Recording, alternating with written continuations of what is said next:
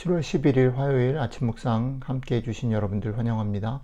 오늘도 주시는 말씀이 여러분들에게 구체적으로 힘이 되고 길이 되고 빛이 되시는 그런 복된 하루 되시기를 바랍니다. 오늘의 말씀 예레미야 3장 1절로 18절 조금 길지만 같이 읽도록 하겠습니다. 그들이 말하기를 가령 사람이 그의 아내를 버림으로 그가 그에게서 떠나 타인의 아내가 된다 하자 남편이 그를 다시 받겠느냐? 그리하면 그 땅이 크게 더러워지지 아니하겠느냐 하느니라. 네가 많은 무리와 행음하고서도 내게로 돌아오려느냐? 여호와의 말씀이니라. 내 눈을 들어 헐벗은 산을 보라. 네가 행음하지 아니한 곳이 어디 있느냐? 네가 길가에 앉아 사람들을 기다린 것이 광야에 있는 아라바 사람 같아서 음란과 행악으로 이 땅을 더럽혔도다. 그러므로 단비가 그쳤고 늦은 비가 없어졌느니라. 그럴지라도 네가 창녀의 낯을 가졌으므로 수치를 알지 못하느니라. 네가 이제부터는 나에게 부르짖기를 나의 아버지여 아버지는 나의 청년 시절의 보호자시오니 노여움을 한없이 계속하시겠으며 끝까지 품으시겠나이까 하지 아니하겠느냐. 보라 네가 이같이 말하여도 악을 행하여 너의 욕심을 이루었느니라 하시니라. 요시야 왕 때에 여호와께서 또 나에게 이르시되 너는 배역한 이스라엘이 행한 바를 보았느냐. 그가 모든 높은 산에 오르며 모든 푸른 나무 아래로 가서 거기서 행음하였도다. 그가 이 모든 일들을 행한 후에 내가 말하기를 그가 나에게로 돌아오리라 하였으나 아직도 내게로 돌아오지 아니하였고 그의 반역한 자매 유다는 그것을 보았느니라. 내게 배역한 이스라엘이 간음을 행하였으므로 내가 그를 내쫓고 그에게 이혼서까지 주었으되 그의 반역한 자매 유다가 두려워하지 아니하고 자기도 가서 행음함을 내가 보았노라. 그가 돌과 나무와 더불어 행음함을 가볍게 여기고 행음하여 이 땅을 더럽혔거늘 이 모든 일이 있어도 그가 그의 반역한 자매 유다가 진심으로 나에게 돌아오지 아니하고 거짓으로 할 뿐이니라. 여호와의 말씀이니라. 여호와께서 내게 이르시되 배역한 이스라엘은 반역한 유다보다 자신이 더 의로움이 나타났나니 너는 가서 북을 향하여 이 말을 선포하여 이르라. 여호와께서 이르시되 배역한 이스라엘아 돌아오라. 나의 노한 얼굴을 너희에게로 향하지 아니하리라. 나는 긍휼이 있는 자라 너를 한없이 품지 아니하느니라. 여호와의 말씀이니라. 너는 오직 내 죄를 자복하라. 이는 내 하나님 여호와를 배반하고 내 길로 달려 이방인들에게로 나아가 모든 푸른 나무 아래로 가서 나의 목소리를 듣지 아니하였음이라. 여호와의 말씀이니라. 여호와의 말씀이니라. 배역한 자식들아 돌아오라. 나는 너희 남편임이라. 내가 너희를 성읍에서 하나와 족속 중에서 둘을 택하여 너희를 시온으로 데려오겠고 내가 또 내 마음에 합한 목자들을 너희에게 주리니 그들이 지식과 명철로 너희를 양육하리라. 여호와의 말씀이니라. 너희가 이 땅에서 번성하여 많아질 때에는 사람들이 여호와의 언약궤를 다시는 말하지 아니할 것이요 생각하지 아니할 것이요 기억하지 아니할 것이요 찾지 아니할 것이요 다시는 만들지 아니할 것이며 그때에 예루살렘이 그들에게 여호와의 보좌라 일컬음이 되며 모든 백성이 그리로 모이리니 곧 여호와의 이름으로 말미암아 예루살렘에 모이고 다시는 그들의 악한 마음에 완악한 대로 그들이 행하지 아니할 것이며 그때 유다 족속이 이스라엘 족속과 동행하여 북에서부터 나와서 내가 너희 조상들에게 기업으로 준 땅에 그들이 함께 이르리라. 아멘. 예언서의 말씀들이 대체적으로 그러하듯이 예레미야서도 오늘 심판에 대한 얘기들을 계속 하고 있습니다. 심판을 얘기하고 있지만 본문을 전체적으로 보면 두 부분으로 나뉘어져 있는데 심판을 얘기하는 앞부분과 뒤에 더 중요한 회복, 돌아오기를 기다리는 아버지의 마음을 담아 있습니다. 그러니까 선지자들을 통해서 얘기하시는 심판의 메시지는 심판을 위한 심판이 아니고 궁극적인 회복을 위한 심판을 말하고 있다는 사실을 오늘 본문은 우리에게 다시 보여줍니다. 이스라엘의 깨닫지 못하는 간음과 더해서 그것을 지켜보다가 같이 그 길로 빠져버린 유다까지 하나님의 마음은 그들을 보면서 찢어질 정도로 아프죠. 처음에 시작할 때 이렇게 시작합니다. 어떤 한 여인이 있는데 남편을 버리고 간음했다가 그 여인이 다시 돌아오게 된다면 그 남편이 받겠는가라고 질문하십니다. 그럴 수 없다라는 거죠. 상식적이지 않다라는 것입니다. 그런데 하나님은 계속해서 그 상식적이지 않은 일을 내가 하겠다. 내가 너희를 기다리겠다.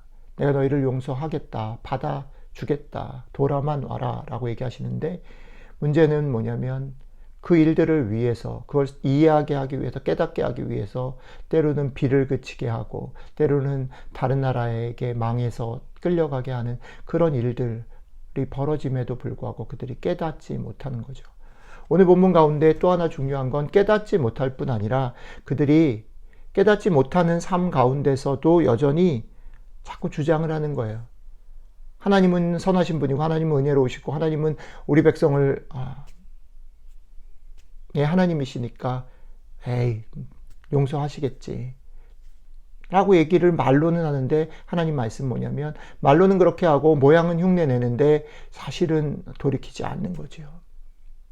그게 심각한지 모르는 겁니다. 자신들이 잘못하고 있는 것이 무엇인지 모르는 겁니다. 하나님에 대해서도 오해하는 것이죠. 흉내만 내고 모양만 꾸미고 그 모양을 꾸미는 것으로 그들을 앞에 놓여져 있는 삶들을 그냥 꾸려 나가는 겁니다. 하나님은 무조건 자기들의 편일 거라고 여기는 겁니다. 그래서 기도도 하고 그래서 헌금도 하고 그래서 예배도 드리고 많은 그런 모양을 갖지만 사실은 진심으로 하나님이 기뻐하시는 소리에 귀 기울이지 않고 정말로 들어야 될 것, 정말로 보아야 될 것, 정말로 마음을 담아서 느껴야 될 것에 대해서는 관심이 없는 것입니다. 계속 말씀드리는 것처럼 그들은 자신들이 무엇을 잘못하는지 모르고 있습니다. 그러니 문제의식이 없고 그래서 돌이키지 않고 흉내만 내고 있는 겁니다. 그러나 오늘 말씀 속에 후반부로 들어가면 이런 끝없는 배신과 끝없는 알아차리지 못하는 모습에도 불구하고 하나님은 끝까지 회복을 위한 부르심을 멈추지 않고 반복해서 말합니다. 돌아와라, 돌아와라. 이것이 하나님 아버지의 마음이고 이 아버지의 마음 때문에 오늘도 우리가 힘을 얻고 용기를 낼 수 있는 것이죠. 우리가 어제까지 우리의 삶들에서 또 실패하고 낙심했다 할지라도 다시 귀 기울여서 이 하나님의 소리와 하나님의 마음을 읽을 때 우리 용기 내서 오늘 하루 살아갈 수 있는 것입니다. 특별히 오늘은 그 절정의 시간, 온전한 회복의 시간에 일어날 일에 대해서 성경은 강조해서 말하고 있습니다. 성경의 말씀을 제가 잠깐 읽겠습니다. 그때가 되면 그때 예루살렘이 그들에게 여호와의 보좌라 일컬음이 되며 모든 백성이 그리로 모이리니 곧 여호와의 이름으로 말미암아 예루살렘에 모이고 다시는 그들의 악한 마음에 완악한 대로 그들이 행하지 아니할 것이며 그때 유다 족속이 이스라엘 족속과 동행하여 북에서부터 나와서 내가 너희 조상들에게 기업으로 준 땅에 그들이 함께 이르리라. 그때 일어날 일을 말씀하시는 내용 중에 오늘 우리가 마음에 진지하게 듣고 품었으면 하는 것은 이겁니다. 그때가 되면 언약궤가 더 이상 의미가 없어지고 예루살렘이 하나님의 보좌가 된다라고 말씀하시는 부분입니다. 언약궤가 더 이상 필요 없고 더 이상 그것을 만들지 아니하고 더 이상 찾지 않게 된다라고 말했습니다. 그날이 오면 그렇죠. 더 이상 하나님 앞에 간절히 기도할 필요 없고 하나님 얼굴과 얼굴로 대면하는 것이죠. 바울은 이것을 이렇게 말했죠. 지금은 우리가 거울로 보는 듯이 희미하지만 그때가 되면 얼굴과 얼굴을 보면 맞대고 볼 것이다. 확실해질 거죠. 지금은 우리가 살아가는 삶 속에 하나님의 영광과 하나님의 나라가 통치하는 것들이 느껴지지 않을 때가 더 많죠. 그건 흐릿합니다. 오히려 우리의 마음을 끌고 우리의 눈을 끌고 우리의 귀를 자극하는 것은 이 세상의 법칙이고 우리가 기대하는 것들이 일어나냐 그렇지 않느냐에 우리 마음은 흔들리고 뺏깁니다. 그럼에도 불구하고 그날은 올 것이고 그날이 오면 하나님의 영광이 얼마나 크시고 그것이 얼마나 분명한 것인지 그 길이 참으로 행복한 길이라는 것들을 모든 사람들이 깨닫게 될 그날이 온다라는 거죠. 우리가 아침마다 일용할 양식을 구하는 이유가 그것입니다. 그것이 여전히 되게 희미하고 작은 것이라 할지라도 하나님께서 오늘 우리에게 그것을 보여주시고 들려주시고 성령님께서 그것을 깨닫게 하실 때에 그것이 신락 같은 희망이 되는 거죠. 그 희망, 신락 같은 희망을 붙잡고 오늘도 다시 한번 그날을 꿈꾸며 포기하지 않고 오늘을 사는 것이죠.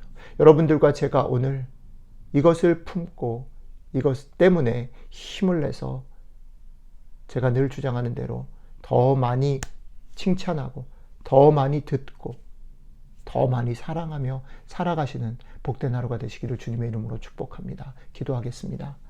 하나님, 오늘 그날이 있음을 말씀해 주셔서 감사합니다. 우리가 희미하게 보는 그것을 눈으로 얼굴로 맞대어 보는 그날이 있음을 말씀해 주셔서 감사합니다. 그날 하나님의 영광 때문에 모든 사람들이 무릎을 꿇고 그 영광을 바라보며 우리들의 삶들을 돌이킬 것을 말씀해 주셔서 감사합니다. 오늘도 이 말씀, 이 작은 작은 흔적을 붙잡고 성령님께서 우리에게 깨닫게 하시는 이 힘으로 오늘 하루 더 많이 칭찬하고 더 많이 듣고 더 많이 사랑하며 살아갈 수 있도록 함께 해주시면 좋겠습니다. 감사드리며 우리 주 예수님 이름으로 기도드렸습니다. 아멘.